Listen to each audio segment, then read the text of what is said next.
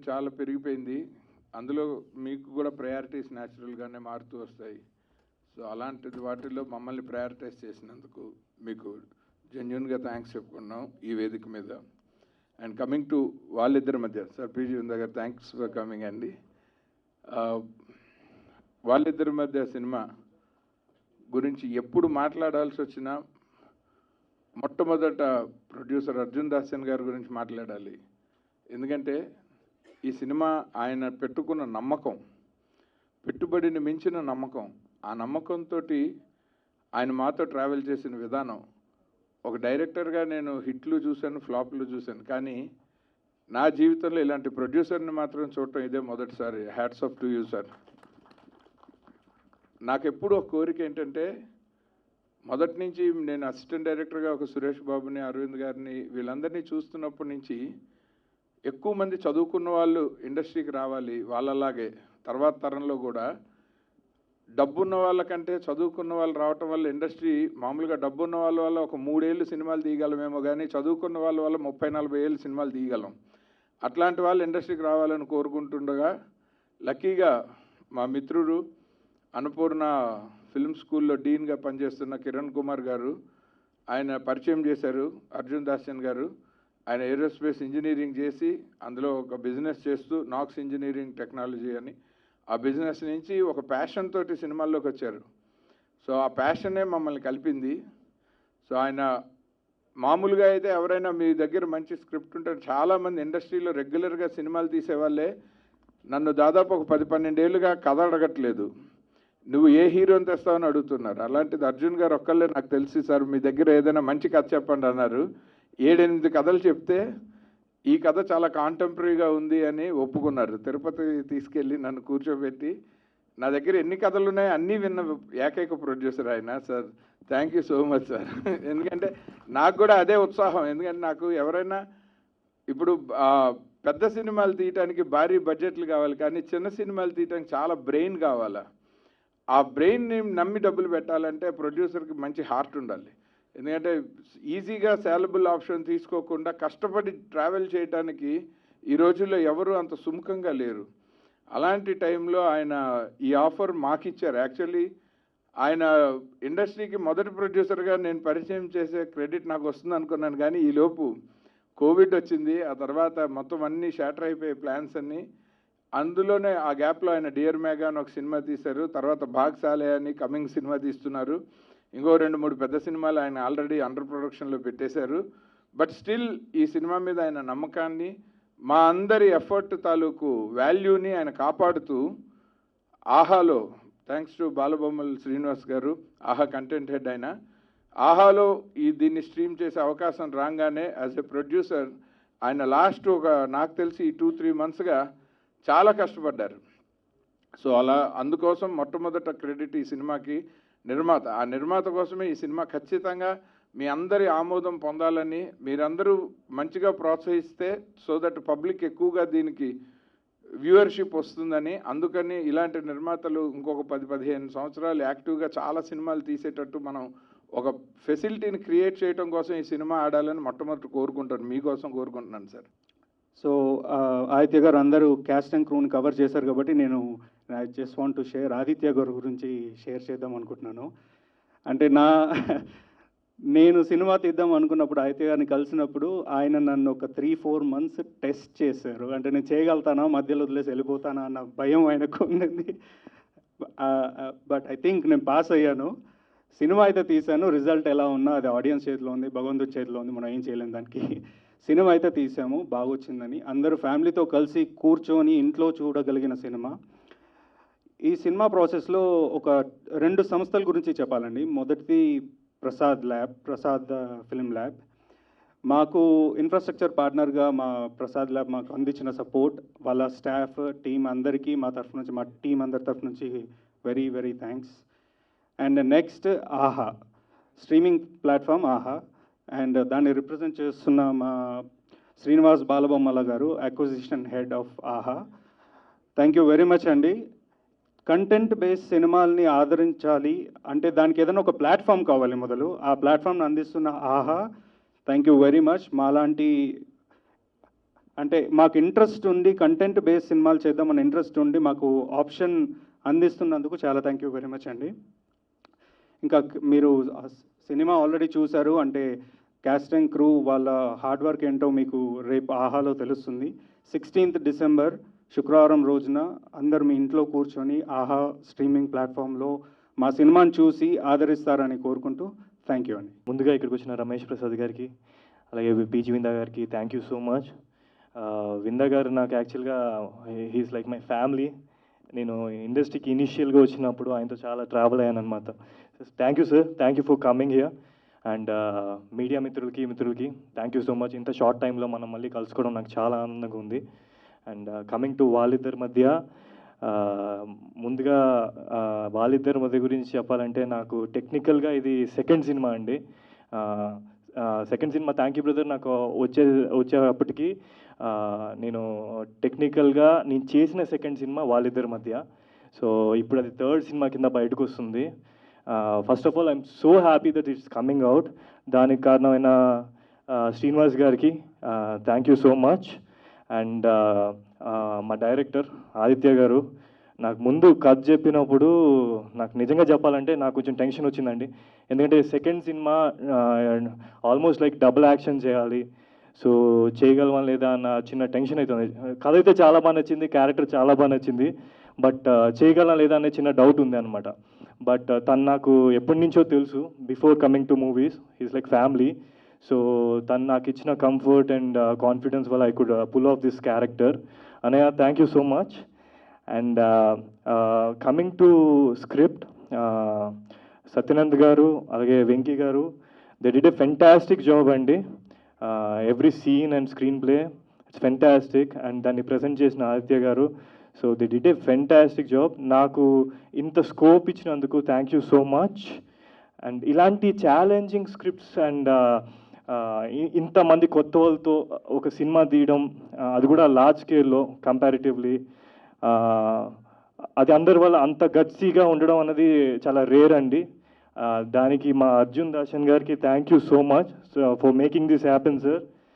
And coming to technical things, the first thing I like about is DOP's work and Rakesh did a fantastic job.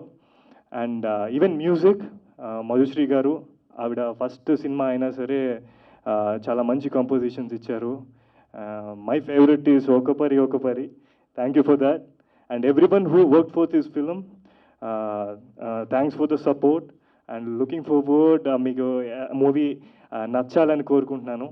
Thank you each and everyone. VN Aditya garu, నేను, Vivek Kuchibotla garu Vijayawada Parvathaneni Brahmayya Siddhartha college of arts and సైన్స్లో కలిసి చదువుకోలేదు, gap ఇచ్చి చదువుకున్నాను.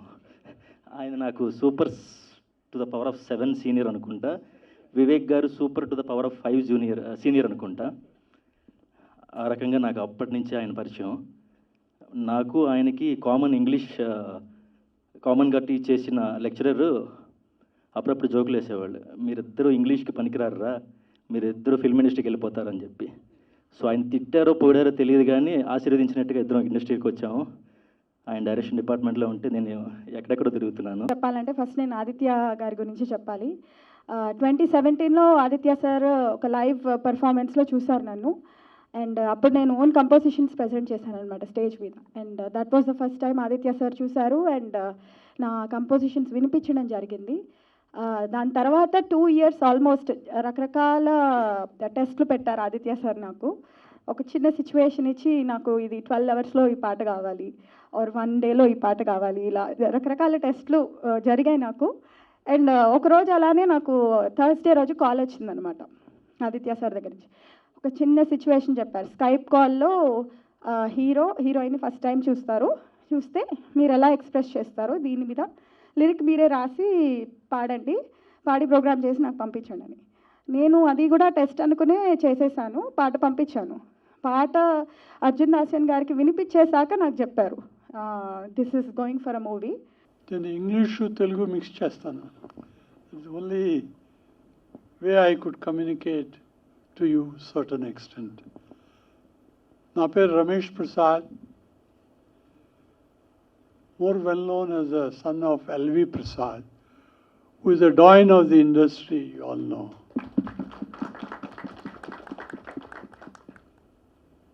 My father is a legend, for sure, because I have seen him working like a miracle man from scratch, from nothing, zero.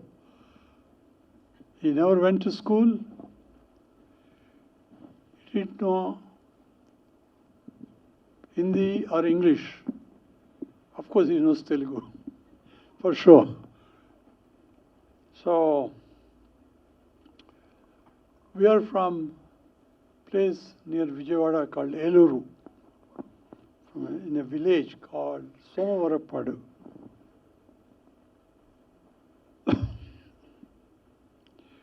He had no other interest, my father, except participating in dramas in the village. And he pursued his interest all his life till the end. My grandfather was a rich man, supposed to be a farmer with substantial land, 100 acres. He is also a very hard-working man, and he also tremendously put in efforts, and he had got an idea of growing silk in Andhra. With that intention, he borrowed a lot of money. You know that insects for growing silk. He borrowed a lot of money, and in the end, climatically, there is no support as of today, where the government gives all the directions for the successful agriculture. Climatically, it's not suitable, so all that insects that he got, they all died, and he lost all the land that he had, and he is compelled to declare insolvent.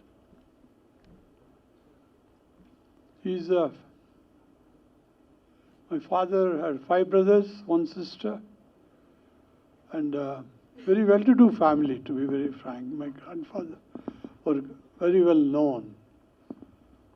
So with that shock, the trauma that was there in those years, ఎవరైనా insolvency declare చేస్తే, he will be looked down. Nobody will give their children in marriage, and there will be almost they are kept aside. My father couldn't bear this, and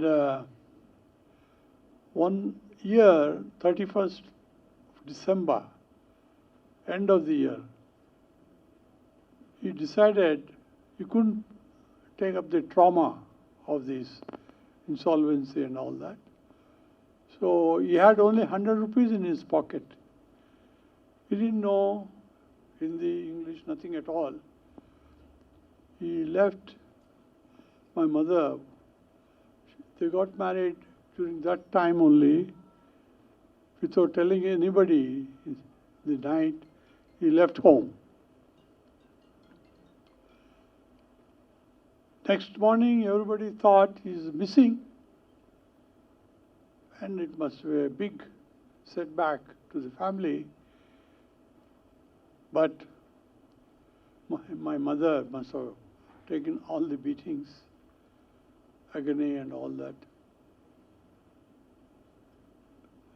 And my father, they didn't know where he went. He headed straight to Bombay, and we came to know of it later. Because if you remember those years, Vadya Movietone used to make action films, Hunterwali Ki Beti, and all that type of films, in which my father was following, taking interest in participating in dramas in village.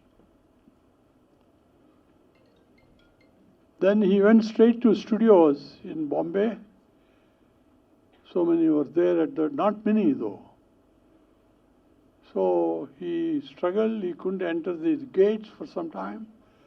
Then he succeeded in getting a job as a gatekeeper in one of the studios there. His salary was very, very meager. Those years, it was like that. Initial స్టేజెస్లో జరిగింది. So this is one of the best example of first impression is best impression. ఎందుకంటే ఈ మూవీలో నాకు chance రావడం వల్ల there was so much of positivity in me about movie making, about the process, about the industry, about the people here. So మనకి ఎలాంటి experience జరుగుతుంటుందో మనకు అలాంటి ఒపీనియన్ ఉంటుంది, as simple as that. So luckily నాకు అంత మంచి టీమ్స్ దొరకడము, మంచి ప్రాజెక్ట్స్ దొరకడం, మంచి రోల్స్ దొరకడం, ఇవన్నిటితో ఏమవుతుందంటే I feel so encouraged. Especially Aditya sir నాకు జీరో నాలెడ్జ్ ఉన్నప్పుడు వచ్చాను యాక్చువల్లీ ఈ మూవీలోకి. నాకు మహేష్ గంగిమల్ల గారు ఇట్లా ఆడిషన్స్ అవుతున్నాయి అక్క, ట్రై చేయండి అని ఇట్లా ఆడిషన్ వీడియో చేసి పంపించండి అంటే ఏదో క్యాజువల్గా చేసి పంపించాను. And then I got a call from the office that I'm selected. నేను ఇలా ఎవరితోనూ మాట్లాడుతూ ఇట్లా విఎన్ ఆదిత్య గారు మూవీలో ఛాన్స్ వచ్చిందంటే అక్కడున్న నలుగురు ఐదుగురు లైక్ వాట్, విఎన్ ఆదిత్య గారా అని అన్నప్పుడు that was the first time I was like oh he seems to be some big man. నాకు అప్పుడు తెలిసింది విఎన్ ఆదిత్య గారు ఏంటనేది. ఫస్ట్ హ్యాండ్ ఇన్ఫర్మేషన్ అక్కడ దొరికింది. అండ్ దెన్ తనతోని ట్రావెల్ చేస్తూ వర్క్, ఆ తర్వాత it was like picnic for us. అంత ఎంజాయ్ చేసాం, everyone we enjoyed so much. And sadly ఈ మధ్యలో ఈ కోవిడ్ రావడం వల్ల కొంచెం డిలే అయిపోయింది.